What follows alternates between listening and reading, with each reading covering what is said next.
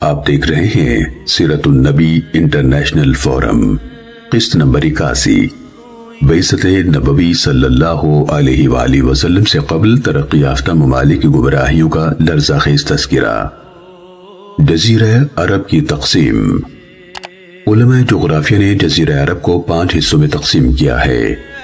Number 1 التہامہ، number 2 الحجاز، number 3 النجد، number 4 العروض اور number 5 یمن۔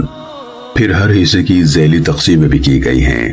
ہم یہاں ان بڑے 5 حصص کے بارے میں اپنے ناظرین کی خدمت میں مختصراً کچھ عرض کریں گے۔ ڈاکٹر حسن ابراہیم حسن اپنی کتاب تاریخ الاسلام کی جلد اول میں ان حصص کی تفصیل کچھ یوں بیان کرتے ہیں۔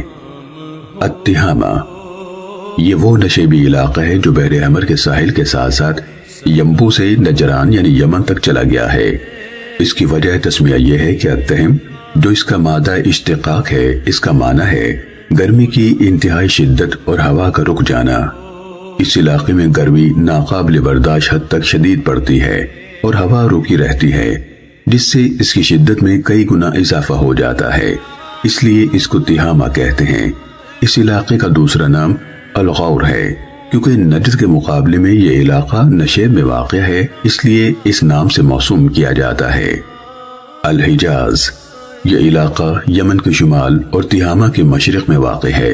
یہ متعدد وادیوں کا مجموعہ ہے جن کے درمیان سے جبل صراط گزرتا ہے۔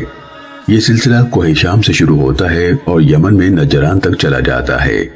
ایک فرانسیسی محقق جوسٹاف لیبون اس کی وضاحت کرتے ہوئے لکھتا ہے کہ یہ ایک پہاڑی ہے اور ریتلی اقلیم ہے۔ شمالی منطقہ معتدلہ کے وسط میں واقع ہے۔ اس کے سامنے بحر احمر ہے، اس میں 2 مقدس شہر آباد ہیں، یعنی مکہ مکرمہ اور مدینہ طیبہ۔ حجاز کو حجاز اس لیے کہتے ہیں کہ یہ تہامہ اور نجد کے درمیان حد فاصل ہے۔ نجد یمن کے جنوب میں اور صحرائے سماوہ کے شمال میں پھیلا ہوا ہے۔ عروس اور عراق اس کے ایک جانب واقع ہیں۔ اس کو نجد اس لیے کہا جاتا ہے کہ اس کی سطح اونچی ہے۔ یمن، یہ نجد کے علاقے سے بحر ہند کے جنوب اور بحر احمر کے غرب سے گزرتا ہے اور مشرقی جہت سے یہ حضرموت اور الشحر اور عمان سے ملا ہوا ہے۔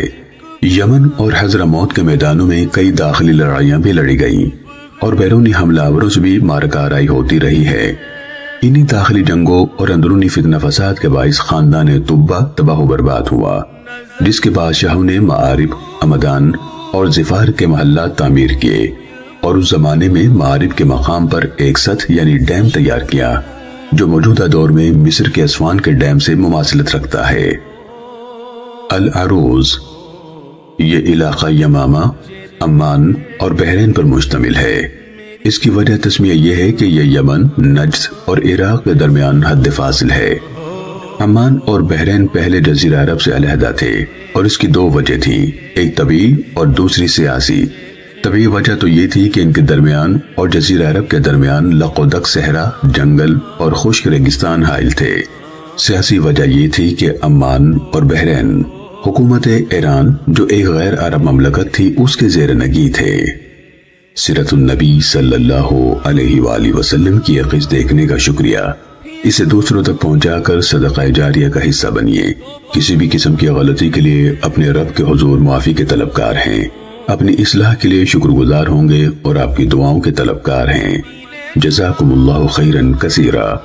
مزید آگے جاننے کے لیے دیکھتے رہیے سیرت النبی انٹرنیشنل فورم۔